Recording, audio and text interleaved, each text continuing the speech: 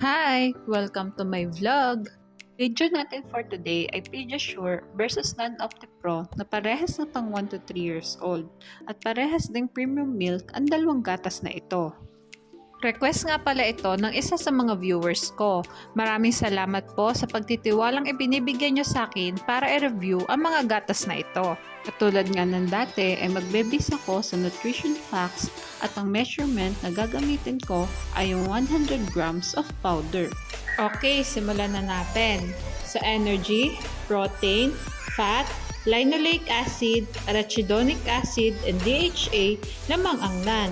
Samantalang lamang naman ng Pediasure sa linolenic acid, ngunit wala itong arachidonic acid.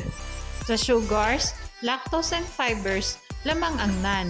Sa carbohydrates and cholesterol, lamang ang Pediasure. Ngunit wala naka-indicate dito na lactose. Hindi ko na pala chinekan yung saturated fat and trans fat dahil wala naman silang benefits. Lamang ang NAN sa first category. Magtungo naman tayo sa vitamins.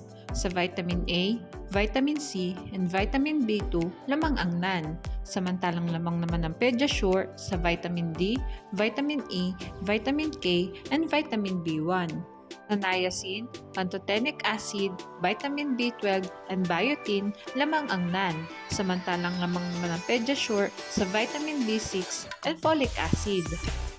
Lamang ang NAN sa vitamins. Proceed naman tayo sa minerals. Sa sodium, potassium, calcium, phosphorus and iron, lamang ang NAN. Samantalang lamang naman ng Pediasure sa chloride and magnesium. Sa copper, zinc, iodine and selenium, lamang ang NAN. Ngunit wala itong chromium and molybdenum.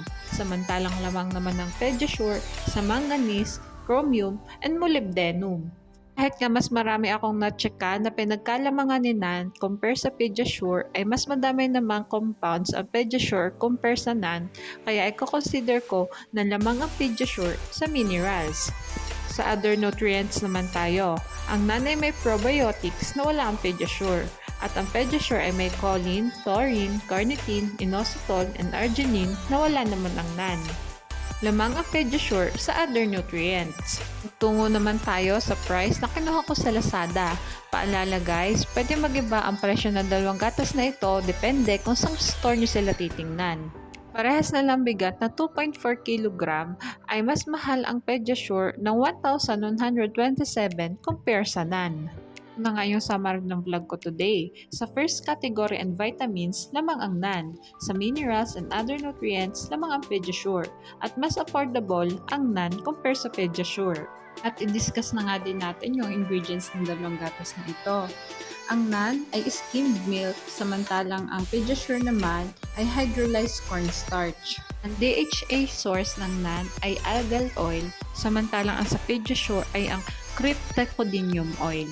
Parehas din silang may vegetable oil and the rest ay yung compound na nakita natin sa nutrition facts at parehas na may allergen information sa milk and soy.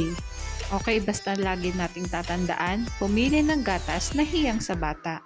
Mahalagang paalala, breast milk is the best milk for babies.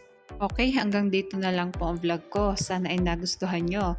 Thanks for watching. Please like and subscribe for more videos.